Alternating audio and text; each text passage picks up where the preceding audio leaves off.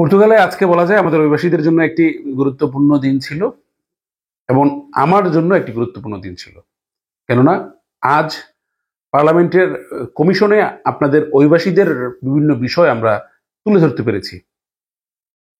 যাই হোক, আজ পার্লামেন্টের কমিশনে গিয়েছিলাম, আমরা বিস্তারিত শুনবো সংবাদের পরাংশ, এবং এটা আমাদের সকলের জন্য খুবই খুবই গুরুত্বপূর্ণ একটা মাইল ফলক ছিল এবং আমার জীবনের জন্য একটি স্মরণীয় হয়ে থাকবে। কেননা সেই পার্লামেন্টে যে সবগুলো দলের প্রতিনিধির সামনে, বর্তমান সংসদের সবগুলো দলের প্রতিনিধির সামনে প্রায় 20 থেকে 25 জন সংসদ সদস্যের সামনে কথা বলাটা অনেকটাই গৌরবের বিষয়, এমনকি যদি সেটা আমাদের অভিবাসীদের পক্ষে হয়, আমাদের অধিকারগুলো নিয়ে হয়। তাছাড়া আরো কিছু সুখবর রয়েছে আমাদের। বলা যায় যে কিছু অ্যাপয়েন্টমেন্ট চালু হয়েছে সেই বিষয়গুলোতে। এর বাইরেও একটি শোক সংবাদ রয়েছে, আপনারা জানতে পেরেছেন, ওয়াহিদ মিয়া নামে আমাদের এক প্রবাসী মৃত্যুবরণ করেছে। এমনকি আমরা আজকে আলোচনা করব আমাদের পর্তুগালের যে আমাদের সচেতনতার যে কোনগুলো বিষয় রয়েছে সেই বিষয়গুলো।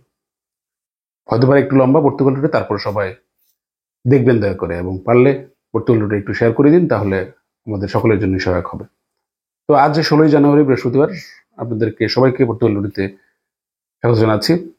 প্রথমেই আমরা আমাদের সেই ওয়াহিদ মিয়া ভাইয়ের মাগফিরাত কামনা করছি, যিনি সেই মাত্র 34 বছর বয়সে, 35 বছর বয়সে তিনি আমাদের ছেড়ে চলে গেছেন।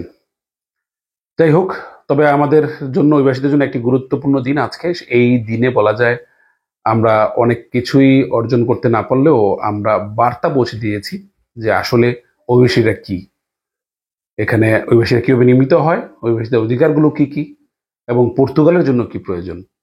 যেটা বলছিলাম, আমাদের সেই 58টি সংগঠনের প্রতিনিধি হিসেবে আমরা 2 জন আজকে পার্লামেন্টের কমিশনে গিয়েছিলাম, আমি এবং ফ্লোরা সিলভা। তো আমরা সেই 2 জন সেখানে গিয়েছিলাম। ব্লকো এসকেরদার একটি, তিনি শুনতে চেয়েছেন যে অভিবাসীদের একটি অডিশন ডেকেছেন এবং সেই আয়োজনে পার্লামেন্টের এই কমিশন হয়।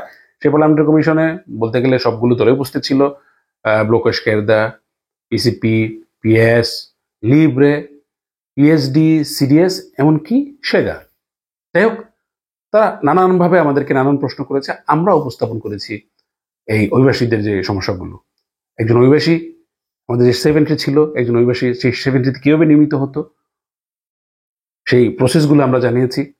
একই সাথে সাথে একজন অভিবাসী যে অপরাধী না, এবং অভিবাসী যে এখানে কাজ করে খায়, জব কন্ট্রাক্ট ছাড়া যে সে পর্তুগালে বসবাস করতে পারে না, এবং সে যদি অপরাধী হয় তাহলে সে পর্তুগালে বসবাস করতে পারে না, তার স্বরূপ চিত্র আমরা দিয়েছি। যেখানে আইমা ফেল করছে, সে আইমা ফেল করার কারণে আমাদের উপর দোষ চাপাচ্ছে, সেই বিষয়গুলো আমরা বলেছি।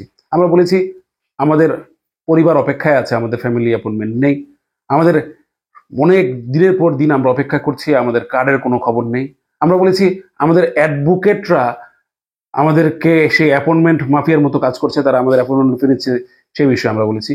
আমরা বলেছি যে বিভিন্ন মাফিয়ারা লাখ লাখ টাকার বিনিময়ে পর্তুগালে এই ব্যবসা করছে, এমনকি কাগজের ব্যবসা করছে, এমনকি পর্তুগালে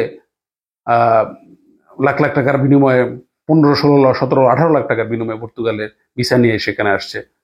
আমরা পর্তুগালের অভিবাসীদের সবগুলো বিষয়ে আমরা তুলে ধরেছি।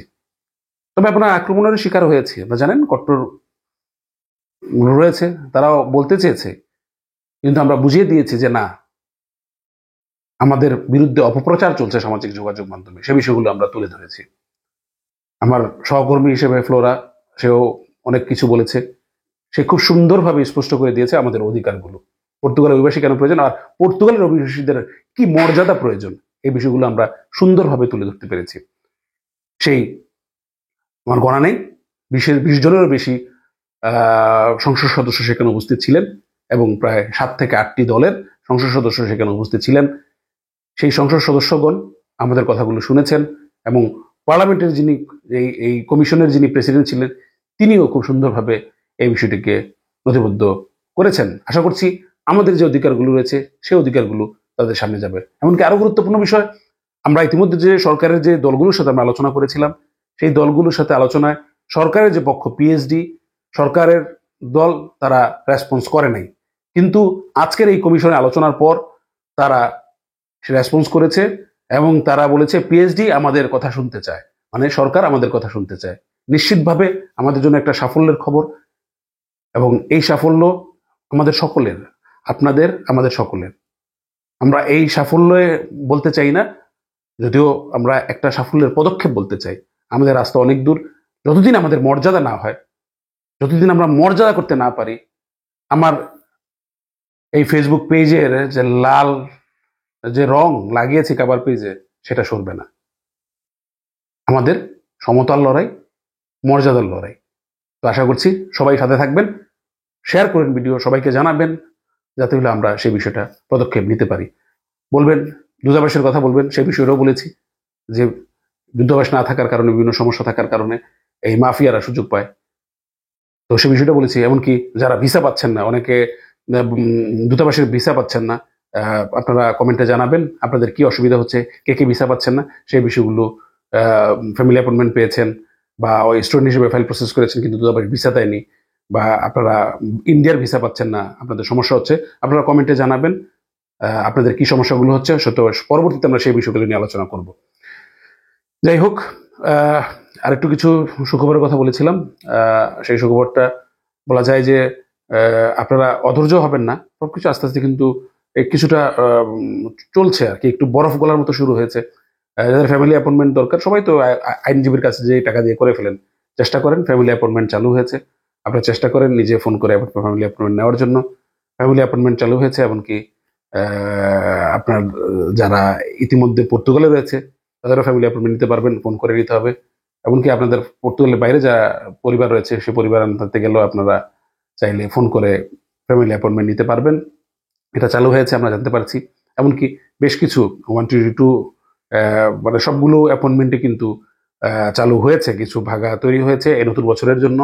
আপনারা চেষ্টা করুন, যদিও এই কথা শোনার পর মাফিয়ারা লেগে যাবে, কালকে এই ফোন লাইন জাঙ্ক হয়ে যাবে, তারপরেও চেষ্টা করুন।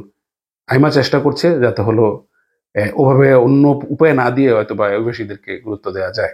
তো সেই সবগুলো প্রসেসই হচ্ছে, এবং দেখেন সেই অ্যাপয়েন্টমেন্টগুলো আপনারা নিজের চেষ্টা করলে পাবেন। বেশ কিছু অ্যাপয়েন্টমেন্টই খুলছে, বিভিন্ন ধারায় অ্যাপয়েন্টমেন্টগুলো খুলছে, 98, 92, 91, মানে বেশ কিছু 91, 98 এর 1, 2, বেশ কিছু অ্যাপয়েন্টমেন্টই খুলছে। আপনারা চাইলে চেষ্টা করে দেখতে পারেন আপনার কাঙ্ক্ষিত অ্যাপয়েন্টমেন্টটা পেতে পারেন কিনা, যেই কারণ বিষয়ে আপনি চান। ওদিকে মহাত্মা গান্ধীর কার্ড আসা শুরু হয়েছে, যা বলেছিলাম যে অপেক্ষা করুন, মহাত্মা গান্ধীর কার্ড আসা শুরু হয়েছে। এবং যাদের ফালতা আসছে, সেই ফালতার বিষয়ে একটা আমরা বলবো। আজকে ভিডিও অনেক লম্বা হয়ে গেছে, তো ফালতার যে স্পেসিফিক যে বিষয়টা রয়েছে, সেই জিনিসটা আপনি ডকুমেন্টে আপলোড করবেন। যদি না পারেন, সেই জিনিসটা জোগাড় করতে না পারেন, অনেকের এসএস এর সমস্যা রয়েছে, এসএস এর সমস্যা নিয়ে আপনারা হয়তোবা এই সাবমিট করুন আপনাদের যে ডকুমেন্ট রয়েছে, সেই ডকুমেন্টগুলো আপনার কারণটা ব্যাখ্যা করে একটা ডিক্লারেশন দিয়ে আপনি এসএসটা সাবমিট করুন। চেষ্টা করুন আরো আরো এই শুধুমাত্র আমাদের ফালতা সাবমিট নিয়েই আরো বিস্তারিত আপনাদের সামনে হয়তো সামনের দিনগুলোতে আসবো। আশা করছি এখন যে যেটা পেয়েছেন, যে ডকুমেন্টটা যাচ্ছে, যদি না দিতে পারেন, অন্তত একটা ডিক্লারেশন ফিল আপ করে দিন যে আপনি কি কারণে নিতে পারছেন না।